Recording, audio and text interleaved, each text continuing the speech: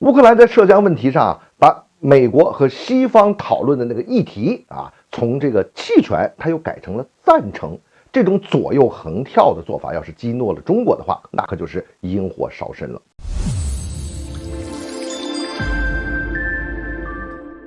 欢迎来到张斌观察，我是张斌。最近呢，乌克兰在联合国人权理事会就讨论新疆问题投票后的第2天，突然就宣布说要把我这个立场变一变把那个弃权改为赞成，也就是说，我还是要站在这个美国和西方这一边。当然了，这种事后变卦的这个做法，事后翻烧饼的话，联合国这边是不承认的。实际上，他这个做法也起不到作用，还是那张弃权票。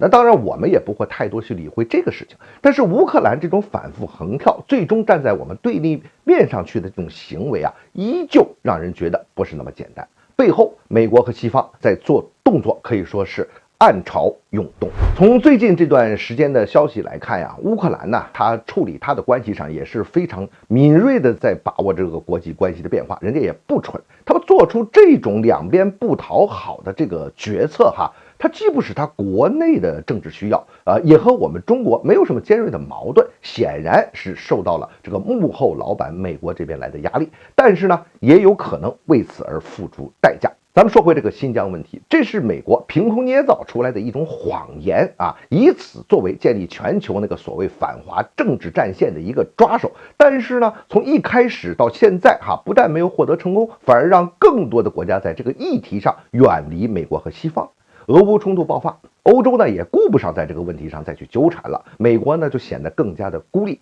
当然了，美国对这件事儿是不会放弃，会长期的把这个事情拿出来挑事的。乌克兰在新疆问题上呢，也并非说一直就紧跟着美国俄乌冲突爆发，我们中国秉承公正的这个中立立场，乌克兰这边没有话说。而且你看，不久前就在联合国大会上，中乌外长会晤的时候，乌克兰还表示了对我们中国立场的认同，以及我们中国对乌克兰所提供的人道主义援助表示了感谢。你现在突然又出现这种反复，说明美国那施加了很大的压力。这第二呢，俄乌冲突越来越往凶险的那地步发展，乌克兰呢必须获得美国和西方更大更坚定的支持，它才能挺下去，因此必须配合美国的各种操作、各种议题。原本与乌克兰本来就扯不上什么关系的新疆问题上，它也要配合美国。第三，即便是俄乌冲突，我们也非常慎重的在处理和俄罗斯和乌克兰的关系，我们都在保持着正常的关系，这实际上就是对乌克兰的一种安全保障